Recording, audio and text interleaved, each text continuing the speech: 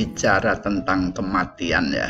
Pilih lelah di sini dan nyaman di sana, atau pilih nyaman di sini dan lelah di sana? Ayo kita kupas. Hadis Bukhari nomor 6512.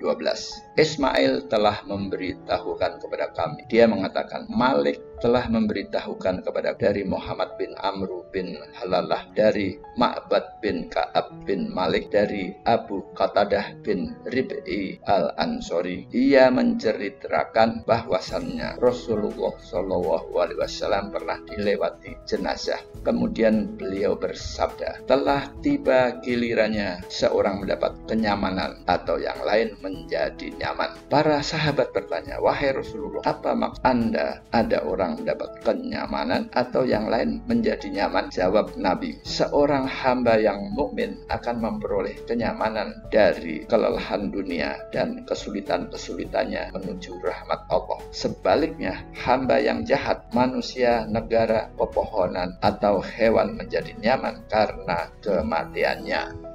Bismillahirrahmanirrahim. Hadis Bukhari nomor 6512. Bahwasanya dari ucapan Rasulullah, dalam sebuah kematian akan ada konsekuensi atau berbagai hal yang berdampak pada yang bersangkutan, kepada jenazah yang meninggal. Apabila dia mukmin, maka dia akan mengalami kenyamanan karena selama hidup di dunia dia mengalami kelelahan dalam menjalankan perintah Allah dan meninggalkan larangan Allah, sehingga manakala dia meninggal maka dia telah mencapai kenyamanan. Sedangkan bagi yang meninggal apabila dia orang jahat, maka akan ada kondisi yang sangat nyaman karena orang jahat tersebut telah tiada. Siapa kondisi yang nyaman? Yaitu orang di sekitarnya, baik tetangganya, sahabatnya, saudaranya, bahkan masyarakat luas, termasuk tanaman maupun binatang. Apabila ada orang jahat tersebut, dia tidak nyaman, sehingga dengan meninggalnya orang jahat tersebut maka nyamanlah situasi karena sang jahat telah meninggal. Nah, hadis ini sangat dalam bagi kita para pemirsa. Kita hidup ternyata harus menuju kematian, itu yang pasti. Nah, jadi dan kematian pun tidak harus didominir oleh orang tua ya. Jadi yang muda pun akan bisa mati lebih dahulu. Sehingga di sini pesan moral yang sangat dalam. Jadi Rasulullah dalam setiap peristiwa melihat ada sesuatu nasihat yang diutarakan, dan tentunya pada saat itu dia menasihati para sahabat yang ada di sekitarnya dengan mengomentari adanya orang yang meninggal, bahwa apabila dia orang mukmin maka dia telah memperoleh kenyamanannya. Nah, mari kita pun harus berlomba-lomba untuk menjadi orang mukmin. Sedangkan kita pun juga harus berlomba-lomba untuk tidak menjadi orang jahat, karena apabila orang jahat meninggal maka lingkungan sekitarnya yang tinggal menjadi nyaman. Naudzubillah min dzalik. Bagaimana kita untuk menjadi orang yang mukmin, yang nyaman pada saat setelah meninggal? Tentunya ya syarat-syarat dan berbagai kondisi yang memang diajarkan untuk menjadi orang mukmin itu kita selalu kejar, selalu kita upayakan. Mungkin kita nggak sadar bahwa kita seolah hidup selama-lamanya. Ini yang penyakit kita orang modern, terutama masyarakat yang tinggal di kota besar dan masyarakat yang dalam kondisi perekonomian dan kehidupan kesehariannya mampu melakukan beraktivitas ini itu dan bisa mengikuti kemajuan zaman, bisa masuk mall, bisa masuk ke restoran yang bagus, yang mahal, bisa mencoba mencicipi makanan-makanan model baru, bisa berwisata ke tempat-tempat wisata apabila hari liburan, karena menjelang hari libur semua chatting di WhatsApp selalu bertanya, Mas kemana liburan ini? Mbak kemana liburan ini? Nah, jadi bepergian ke sana kemari itu adalah bagian daripada lifestyle, dan juga keluar masuk mall atau bahkan juga mengambil atau membeli model-model baju fashion atau tas yang terbaru itu adalah bagian daripada kehidupan kita sehari-hari. Pun juga yang menonton video ini pasti juga dari masyarakat yang sedikit di bawahnya, yang memang kehidupannya biasa-biasa saja, namun juga mengikuti, bahkan dia lebih getol mengikuti lifestyle-nya para selebritis. Jadi masyarakat kita memang sangat dinamis dan sangat plural, bermacam-macam, semuanya bertemu di media sosial.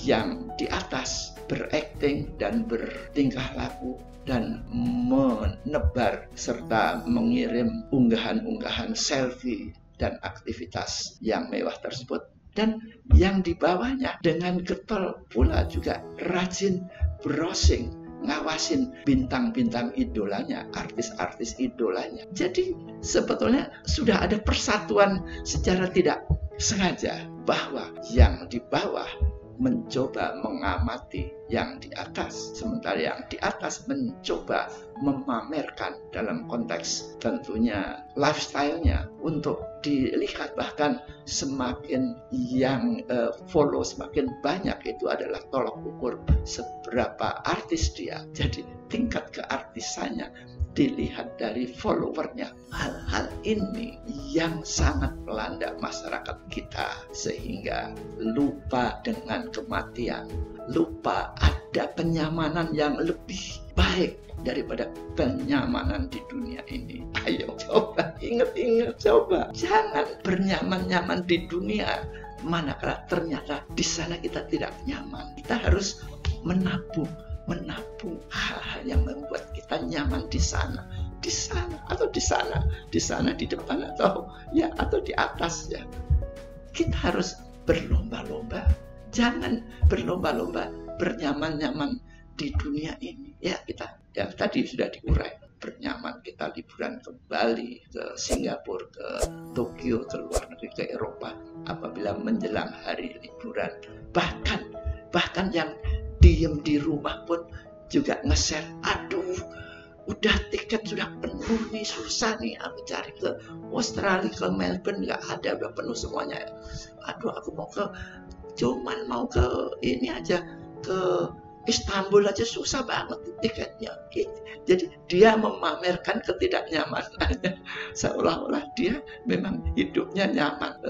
Ya, dia mengejar sebuah kenyamanan tetapi tidak nyaman, tetapi itu pun dipamerkan dan para follower akan melihat, si ini idola, si ini dia di rumah aja nggak dapet tiket kemana-mana, habis dari kemarin nggak tahu kemana aja dia. Nah, jadi dunia media sosial kita, apakah ini gejala positif atau gejala negatif? Saya tidak bisa komentar, tetapi selama kita tidak hanyut kepada hal-hal yang negatif ya, insya Allah itu oke-oke saja. Jadi mari kita berlomba-lomba mengejar kenyamanan di sana, kenyamanan setelah itu. Jadi kita memang mari kita berlelah-lelah, disebutkan dalam hadis bahwa mereka lelah di dunia ya.